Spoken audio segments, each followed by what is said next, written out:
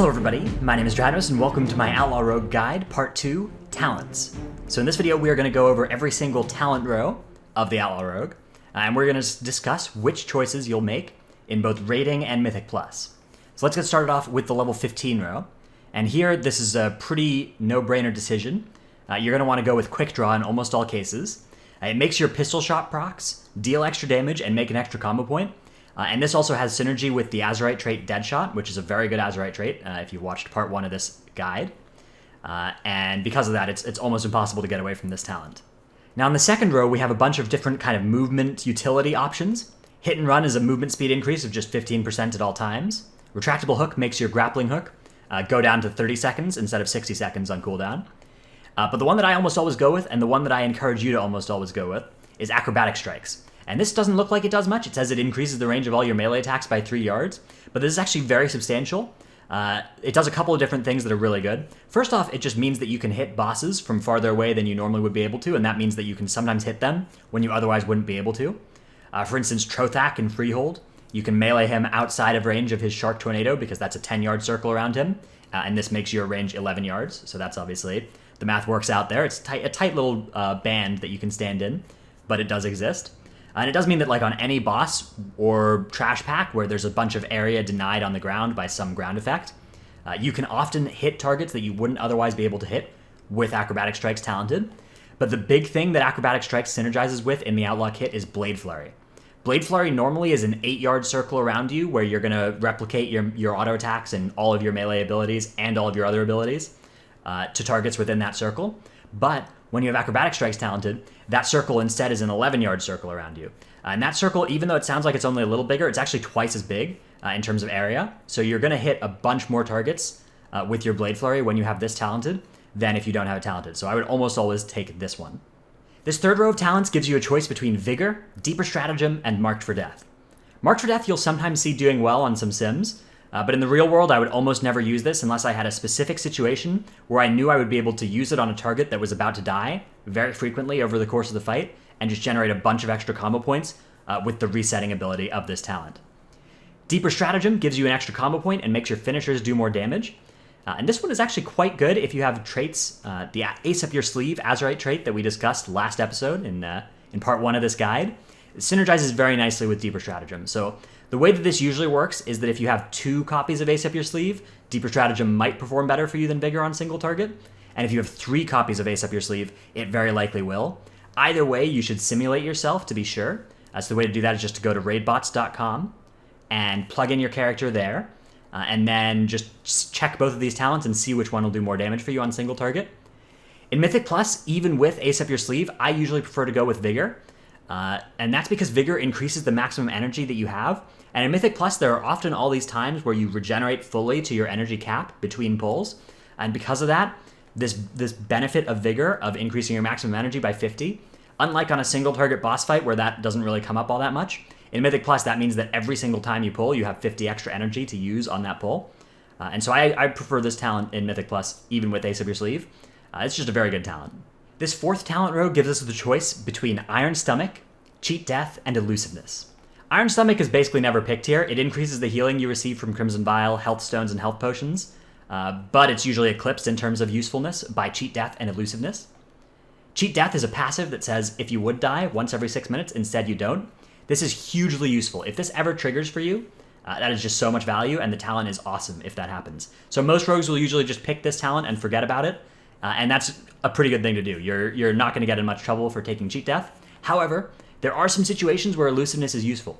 Elusiveness makes your feint into a general purpose damage reduction cooldown, reducing the damage you take not just from AoE abilities by 40%, but also from non-AoE abilities, so from targeted abilities and stuff, and from dots and everything, by 30%.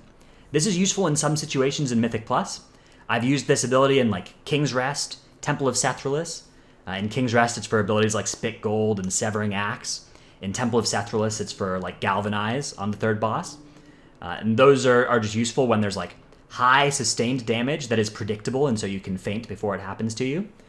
It's also useful for things like Bursting and Grievous. Reducing this damage that is high, but that is predictable.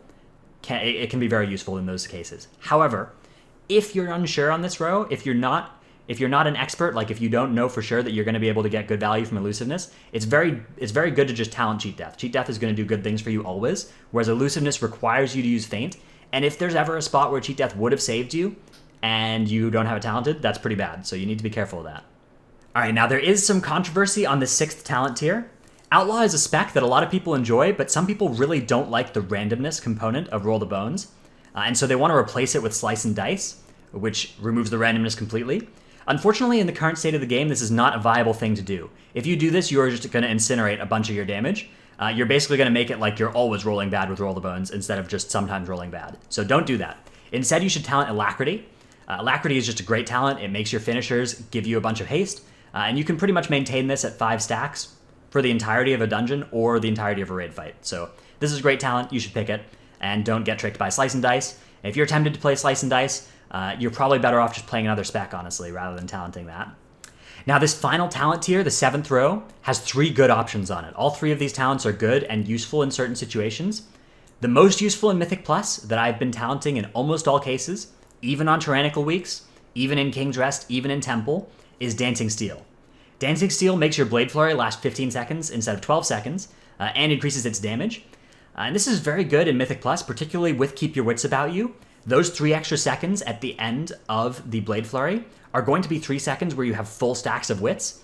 So they're better than an average 3 seconds of Blade Flurry, right? You don't have to worry about building up wit stacks in those 3 seconds. So that is a very good part of it.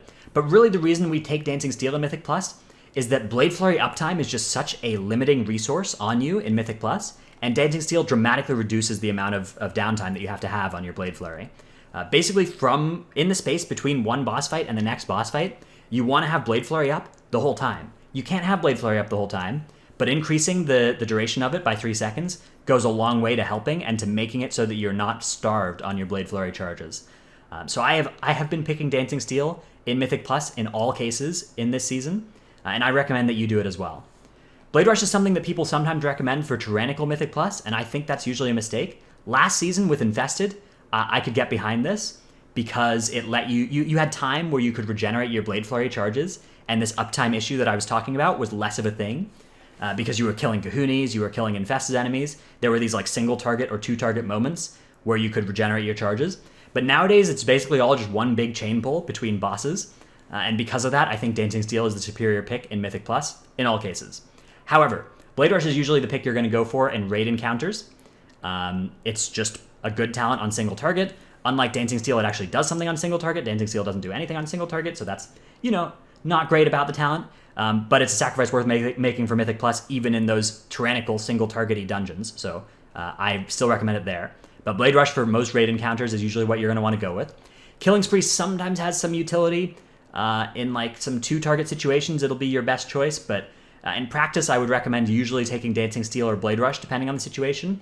I see a lot of people running Killing Spree in Mythic Plus, and I think that's almost always a mistake. I think you need to be careful and not talent this one. This talent feels really fun to use, like you click it and you start teleporting around. But I think if you have this one talented, you should probably try the other 2, and you really be sure that this is doing something special for you before you talent it, because I think there's more power inherently in these other 2 talents on this tier. Thanks for watching part 2 of my Outlaw Rogue PvE guide. I hope you've enjoyed this video. If you have, you might enjoy some of the other content on my channel, particularly the other parts of this guide. This video should be in a playlist where you can find all the other parts there and pick whichever things you need to learn about, or just watch them all. You might also enjoy some of the other content on my channel. I've got raid videos, I've got Mythic Plus videos, more of those coming soon as the MDI is upon us, and I plan to participate and record and stream a bunch of it. Also check out my stream, twitch.tv/Dratnos. And yeah, thanks for watching, and I will see you in the next one.